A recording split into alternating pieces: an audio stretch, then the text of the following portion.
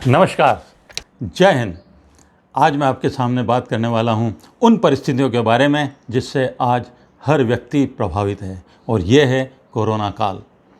जितने व्यक्तियों से मेरी मुलाकात होती है, कुछ मुझे पॉजिटिव मिलते हैं, कुछ नेगेटिव, पर ज़्यादातर लोग कहते हैं कि ज़िंदगी थम सी गई है, कैसे ज़िंदगी आगे बढ़ेगी, अब आगे क्या होने वाला है, कैसे लोग लक्ष्य प्राप्त करें, कैसे बच्चे शिक्षा प्राप्त करें और किस प्रकार से हमारी आर्थिक गतिविधियाँ बढ़ें। देखिए, मैं यहाँ पे डेफिनेटली अपने छात्रों के परिप्रेक्ष्य में बात करने वाला हूँ, अपने छात्रों के लिए कुछ बोलने वाला हूँ। कोई सा भी काल हो, कैसा भी काल हो, ज़िंदगी कभी थमती नहीं है। समय गुजरता जाता है, सूर्य उदय होता है, सूर्य अस्त होता है। जीवन संचलित है, जीवन चल रहा है। अब ये आप पे है कि वहाँ आप क्या करते हैं। देखिए, 10% हम लोग इस चीज़ से प्रभावित होते हैं कि आपके साथ क्या हुआ, लेकिन 90% ये चीज़ तय करती है कि हम उस पर किस प्रकार से रिएक्ट करते हैं, whether we take it positively और वी टेक इट नेगेटिवली। कोई भी व्यक्ति अपने लक्ष्य को पाने या छोड़ने के लिए बाध्य नहीं। कोई भी व्यक्ति अपने लक्ष्य को पाने या छोड़ने के लिए बाध्य नहीं। ये विषम परिस्थितियाँ केवल हमारे साधन बदल सकती हैं, साध्य नहीं। और टीचर्स एंड पेरेंट्स, आपको मैं एक बात कहना चाहूँगा, ये कोरोना काल एक चुनौती है, इसे स्वीकार करो और हमारे बच्चों की शिक्षा कैसे चलती रहे, इस पे विचार करो। और प्यारे छात्रों, जो भी आपके लक्ष्य हैं उन पर डटे रहो, अविचल, अडिग, अजेय संकल्प के साथ आगे बढ़ते रहो। अगर आपको लगता है कि ये कोरोना काल एक प्रॉब्लम है, तो इसे सॉल्यूशन में बदलो। अगर आपको लगता है कि ये आपकी वीकनेस हो रही है साबित, तो इस वीकनेस को अपनी स्ट्रेंथ में बदलो। और अगर आपको लगता है कि ये कोरोना काल एक थ्रेट है, तो इस थ्रेट को अपॉर्चुनिटी में बदलो। क्योंकि जिस दिन थ्रेट अपॉर्चुनिटी में बदल जाती है और जिस दिन आपकी वीकनेस स्ट्रेंथ में चेंज करना सीख लेते हैं आप लोग, उस समय हर प्रॉब्लम खुद सॉल्यूशन बन जाती है। देखिए, यहाँ पे मैं आपको एक पुराना किस्सा बताता हूँ, सत्य घटना है। ये बात है करीब 5 से 6 साल पुरानी, जिस समय एक झुग्गी झोंपड़ी में रहने वाला बच्चा क्लास 10वीं के अंदर पढ़ता है।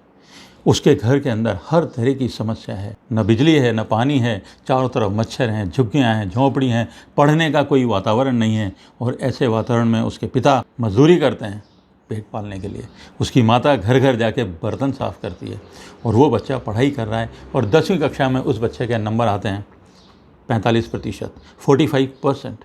और जब ये मार्क्स आते हैं, उसके बाद उनके प्रिंसिपल उस बच्चे को बुलाते हैं और कहते हैं, तुम तो पढ़ने में ठीक हो, फिर तुम्हारे इतने कम मार्क्स कैसे, सिर्फ 45%। वो बच्चा शुरू हो जाता है अपनी एक एक समस्या गिनाने के लिए कि सर, हम 4 भाई बहन हैं, खाने के लिए अगर सुबह मिल जाता है तो पता नहीं शाम को क्या होगा। पिताजी मजदूरी करते हैं, घर के अंदर सिर्फ एक कमरा है जो हमारे झुग्गी झोंपड़ी के अंदर है, वहाँ पे तरह तरह के शोर होते रहते हैं, पढ़ाई नहीं होती सर। जब ये सारी बातें प्रिंसिपल ने सुनी, तो उन्होंने थोड़ा सोचा और उससे कहा कि ठीक, मैं तुमको बताता हूँ, तुम्हारी परिस्थितियों में एक बच्चा रह रहा है। उसका एड्रेस दिया और कहा कि वो भी झुग्गी झोंपड़ी में रहता है, तुम जाओ और उससे मिलो, मेरे कहने से उससे मिलो। देखो, उसके इस बार 10वीं की परीक्षा में 75% मार्क्स आए। अब उस बच्चे ने सोचा कि चलो ठीक है, एक बार मिल लेते हैं, कौन है बच्चा जो 75% मार्क्स लेके आ गया और मेरी परिस्थितियों में रह रहा है। अब ये बच्चा उस बच्चे से मिलने जा रहा है जिसके 75% मार्क्स हैं। दिल में बस ये बात थी कि हाँ, थोड़ा मेहनत कर ली होगी तो आगे होंगे, कई बार किस्मत से भी आ जाते हैं। लेकिन जब वो वहाँ पहुँचा और उस बच्चे से मिला, उसके पूरे जीवन की थिंकिंग और उसके जीवन की पूरी आगे आने वाली घटनाक्रम बदल गया। क्यों? क्योंकि ये बच्चा जिसके 75% मार्क्स आए थे, उन्हीं परिस्थितियों में रह रहा था जिसमें ये रह रहा था, और उसके अलावा वो अंधा था, उसको अपनी आँखों से दिखता नहीं था। इस बच्चे ने सोचा कि ओ माय गॉड, इसकी आंखें भी नहीं हैं, उसके बावजूद ये अगर कर सकता है तो मेरी तो दोनों आंखें हैं, मैं क्यों नहीं कर सकता। तब उसने विचार किया, उसने ठानी कि मैं आगे चल के अच्छी मेहनत करूँगा और अच्छी पढ़ाई करूँगा। और जब उसने पढ़ाई करना शुरू किया, तो ये तो नहीं कि 90% मार्क्स आ गए, मगर उसके 11th और 12th में अच्छे मार्क्स से पास हुआ और उसे कॉलेज में एडमिशन मिला। कॉलेज में उसको फिर एक और टीचर मिलते हैं मैं आपको बताने की कोशिश कर रहा हूँ कि कुछ टीचर्स के कुछ वाक्य बच्चों के जीवन में कितना बड़ा बदलाव कर देते हैं, किस तरह से एक बच्चा अपनी वीकनेस को स्ट्रेंथ में परिवर्तित कर सकता है, ये बात मैं आपको बताने की कोशिश कर रहा हूँ। और जब वहाँ पे वो एक प्रोफेसर से मिला, वो प्रोफेसर IAS की तैयारी कर रहे थे। ये बच्चा उनसे बड़ा प्रभावित था। वो फ़िलोसफ़ी पढ़ाते थे और फ़िलोसफ़ी बहुत बेहतरीन तरीके से पढ़ाते थे। तो इस बच्चे ने कहा कि मुझे भी IAS बनना है। उस टीचर ने उसकी हेल्प करी और जब उसको हेल्प मिलने लगी तो उसने मेहनत शुरू करी और वो मेहनत उस लेवल की उसने उस लेवल पे जाकर के उसने पढ़ाई की। क्यों? ये सब मोटिवेशन कहाँ से आया? सिर्फ एक वाक्य से, जो उसके प्रोफेसर ने उसको उस दिन कहा था। वो वाक्य ये था कि देखो बेटा, अगर तुम्हारे को कुछ जीवन में हासिल करना है, कुछ बड़े लक्ष्य की प्राप्ति करनी है, तो make your weaknesses your strength. वो समझा नहीं कि कैसे। उसने कहा देखो, आज तुम झुग्गी झोंपड़ी में रहते हो, बहुत सारे अभावों में रहते हो, क्या आप ज़िंदगी भर ऐसे ही रहना चाहते हो? उसने कहा नहीं सर। आपकी माता घरों में बर्तन मांजती है, क्या आप चाहते हो कि ज़िंदगी भर आपकी मदर घरों में बर्तन मांजती रहे? उसने कहा नहीं सर। बोले यही तो चीज़ें हैं जिनको आज आप अपनी वीकनेस समझ रहे हो, इसी को स्ट्रेंथ बनाओ, इसी को अपना गोल बनाओ। क्या आप अपने माता पिता को ज़िंदगी भर ऐसे मजदूरी नहीं करने देना चाहते, इसलिए पढ़ाई करनी है। आपको ज़िंदगी भर ऐसी झुग्गी झोपड़ियों में ज़िंदगी नहीं गुजारनी है, इसलिए आपको पढ़ाई करनी है। और ये वीकनेस यदि आपकी स्ट्रेंथ बन जाएंगी, गोल बन जाएगा, and go had and do it. वो बात उसको ऐसी लगी दिल पे, और उसके बाद उसने जो मेहनत की, 22 ईयर्स की एज में, बहुत ही यंग एज में, उसने जब IAS का फर्स्ट एग्ज़ाम दिया, 300 के आसपास उसकी merit I. He became an IAS officer. अब आप देखिए किस तरह से आप चाहें तो एक्सक्यूज़ देते रह सकते हैं, और आप चाहें तो उसका सॉल्यूशन ढूंढ के अपनी वीकनेस को स्ट्रेंथ में कन्वर्ट कर सकते हैं। देखिए प्यारे बच्चों, जिनके अपने लक्ष्य हैं उनको मैं एक बात बताता हूँ। आप असल में इस कोरोना काल में एक जंगल में भटक रहे हैं। क्या करें क्या ना करें, इसका कई बार समस्या आती है। कई बार पेरेंट्स मुझको बताते हैं कि हमारे बच्चे पढ़ाई नहीं कर पा रहे हैं, हमारे बच्चों को 10th का एग्ज़ाम देना है, 12th बोर्ड एग्ज़ाम देना है, कोई नीट के एग्ज़ाम की तैयारी करना चाहता है, कोई IIT की तैयारी करना चाहता है, कोई बच्चा क्लैट की तैयारी करना चाहता है, PO का एग्ज़ाम आ रहा है, IAS का एग्ज़ाम आ रहा है, लेकिन बच्चे परेशान हैं। इस कोरोना काल की वजह से पढ़ाई नहीं हो पा रही है। नहीं, इसको आप एक्सक्यूज़ नहीं ले सकते हैं। देखिए, ये एक जंगल में भटक रहे हैं हम लोग। आप ध्यान से देखो, कहीं ना कहीं आपको जब रेल की पटरी नज़र आती है कि ये जगह है, ये रास्ता है जिससे हम जा सकते हैं, आप उस पटरी को पकड़ लो। आप देखिए, एक घने जंगल में एक बच्चा एक ट्रेन की पटरी को पकड़ लेता है। जब उस ट्रेन की पटरी पे वो चलना शुरू करता है, चलता जाता है, ये पटरियाँ ख़त्म नहीं हो रही हैं। बीच में कुछ ट्रेनें आती हैं, पटरी से वो हट जाता है, ट्रेनें आगे निकल जाती हैं। ये तो श्योर है कि इस पटरी से ट्रेनें गुजर रही हैं। बीच में 1 दिन गुजर गया, 2 दिन गुजर गया, भूख लगी, वो फिर जंगल में चला गया, कुछ खाने पीने का इंतज़ाम कर लिया, लेकिन फिर से आ जाओ कहाँ? पटरी पे। जंगल में भटको मत, फिर आ जाओ अपनी लाइन के ऊपर और फिर चलते रहो। और बिलीव मी, अगर ज़िंदगी के अंदर कभी भटक जाओ और अगर जंगल में ट्रेन की पटरी मिल जाए, पकड़ लो पटरी और चलते जाओ। एक दिन वो पटरी आपको किसी न किसी स्टेशन पर पहुंचा ही देगी। रुकना नहीं है, भटकना नहीं है। और जब आप एक स्टेशन पर पहुंच जाते हैं, वो आपकी डेस्टिनेशन भले ही ना हो, लेकिन वहाँ से फिर आप मन चाहे स्टेशन पे जा सकते हैं। ये ऐसा ही कोरोना काल है। कुछ तो ऐसा करो इस काल के अंदर कि जब ये काल ख़त्म हो जाए और जब आप पीछे पलट के देखो तो आपको लगे कि हाँ, कुछ अचीव किया है। अब मैं आपको कुछ स्पेसिफिक एग्जांपल्स दे के बताना चाहता हूँ। प्लीज़ ध्यान से सुनिए। अगर आप इंग्लिश के अंदर वीक हैं तो रोज़ाना 10 वर्ड मीनिंग याद करो। अगर आप अपनी पढ़ाई नहीं कर पा रहे हैं तो 2 से 3 घंटे बैठ करके स्टडी करना शुरू करो। अगर आपको लगता है कि आप हिस्ट्री, ज्योग्राफी इसमें वीक हैं तो अपने एटलस खोलो, अपनी हिस्ट्री के बुक्स खोलो, रोज़ाना उसके अंदर ज्ञान बढ़ाओ। अगर आपको पढ़ाई के अलावा कुछ और शौक़ है, आप पढ़ाई ठीक ठाक कर रहे हैं, इट्स गुड। खाली पढ़ाई सब कुछ नहीं है। इसके अतिरिक्त आपको डांस का शौक़ है तो कम से कम 7 दिन में एक डांस तैयार करो। अगर आपको गाने का शौक़ है तो 7 दिन के अंदर, 1 हफ्ते के अंदर, 10 दिन में, 15 दिन में एक राग तैयार करो, एक सॉन्ग तैयार करो। महीने भर में 4 तैयार हो जाएंगे।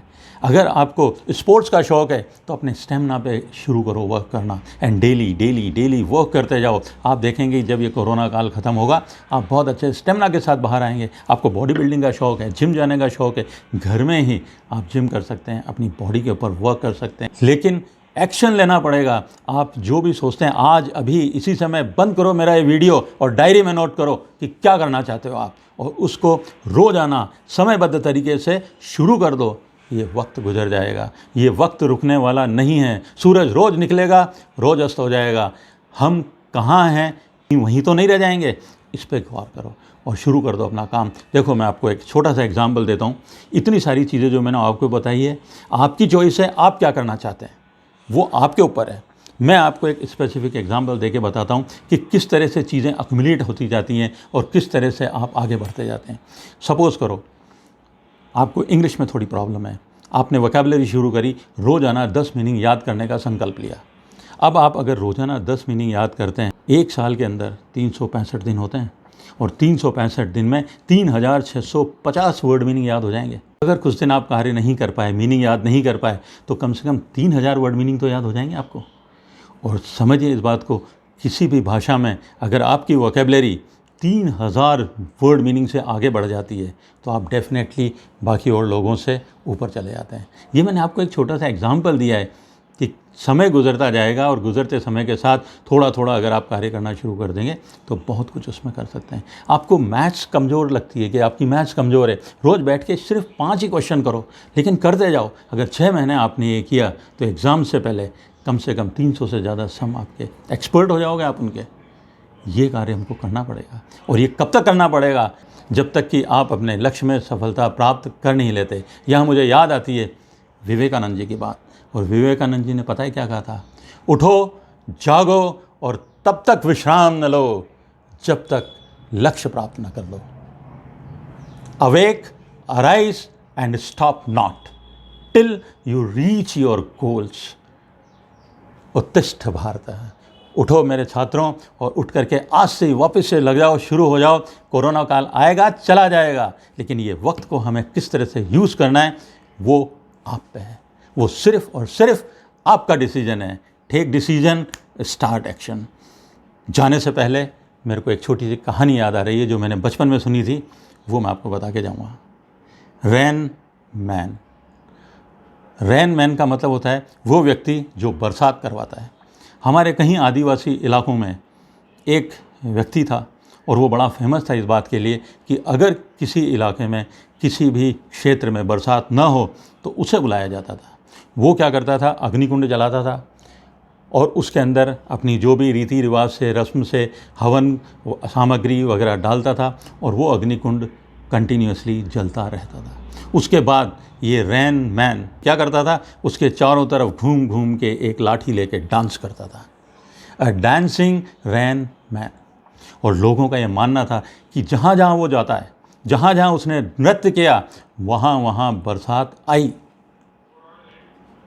अब देखिए, एक बार किसी इलाके में बरसात बिल्कुल नहीं हो रही थी, सूखा सा पड़ रहा था। उन्होंने उस रेन मैन को बुलाया। जब वो रेन मैन आया तो कुछ पत्रकार भी वहाँ पहुँच गए कि ऐसा कैसे हो सकता है कि एक व्यक्ति के डांस करने की वजह से बरसात आ जाए। इस ज़माने में कौन मानता है इन चीज़ों को। तो वहाँ पे कम से कम 8-10 चैनल्स के पत्रकार भी पहुँच गए, न्यूज़ के पत्रकार भी पहुँच गए, और वहाँ पे रेन मैन आए। उन्होंने अपना कार्य शुरू किया और नृत्य शुरू हो गया। उनका रेन मैन का डांस स्टार्ट हो गया। लोग भी उनके साथ नृत्य कर रहे थे। अब वो व्यक्ति नाचता जा रहा था। बीच में जो भी उनका ब्रेक होता था 1 या 2 घंटे का, 24 घंटे में वो लेते थे, बाकी वो नृत्य करते जा रहे थे। 1 दिन निकल गया, 2 दिन निकल गए, 3 दिन निकल गए। कुछ पत्रकारों ने कहा कि कोई बरसात आने वाली नहीं है, ये सब फालतू की बातें हैं, चलो यहाँ से चलते हैं। रेन मैन अब भी डांस कर रहा था, बरसात नहीं आ रही थी। 5 दिन हो गए, 6ठा दिन था, और पत्रकार वहाँ से चले गए। ये सब फालतू की बातें हैं, कोई बरसात आने वाली नहीं है, ये सब किंवदंतियाँ हैं, हमने देख लिया, रिपोर्ट में छाप देंगे कि रेन मैन ने नृत्य किया, कुछ नहीं होगा। लेकिन एक पत्रकार अब भी वहाँ डटा हुआ था। बाकी पत्रकारों ने उसे कहा कि चलो यहाँ कुछ होने वाला नहीं है, ये सब फालतू की बातें हैं। उसने कहा नहीं, मैं यहाँ रुकूंगा, क्योंकि ये अभी तक डांस कर रहा है। जब ये रुक जाएगा डांस करना, तब मैं इससे पूछूंगा कि क्या हुआ रैनमैन, आप तो कहते थे कि जब आप डांस करोगे तो बरसात आ जाएगी, बरसात तो नहीं आई। और तब मैं देखना चाहता हूँ इसके चेहरे के भाव कि ये किस तरह से मुझे जवाब देता है। और वो पत्रकार वहाँ डटा हुआ था। 7 दिन, 8 दिन, 9 दिन और 10वें दिन बरसात आ गई। अब आप इसे संयोग कहें या इसे संकल्प कहें, मैं नहीं जानता, लेकिन जब 10वें दिन बरसात आई वो इम्पोर्टेंट नहीं है। इम्पोर्टेंट ये है कि जब पत्रकार ने उससे सवाल किए तो रैनमैन ने क्या बोला, वो इम्पोर्टेंट है। इस कहानी का सबसे सुंदर हिस्सा ही मुझे वो लगता है। समझिए, जब बरसात शुरू हो गई तो बरसात शुरू होने के बाद में रैनमैन रुका, उसने भगवान की स्तुति में हाथ जोड़े और पत्रकार के सामने था। पत्रकार ने कहा, रैनमैन, हमने सुना है कि जब जब आप नृत्य करते हैं, जब जब आप डांस करते हैं, तब तब बरसात आ जाती है, और हम देख रहे हैं कि अब भी 10वें दिन बरसात आई। ये क्या है, कैसे, कुछ बताएंगे? तो रैनमैन ने कहा कि हाँ, ये सही है कि मैं जब जब नाचता हूँ तब तब बरसात आती है। रैनमैन ने कहा कि ये सही है कि मैं जब जब नाचता हूँ तब तब बरसात आती है, क्योंकि मैं तब तक नाचता हूँ जब तक बरसात आ नहीं जाती। इन्हीं विचारों के साथ मैं आपसे इजाज़त चाहूँगा। नेक्स्ट सेशन में, नेक्स्ट संडे सेशन में फिर मिलेंगे एक वीडियो के साथ। तब तक नमस्कार, जय हिंद।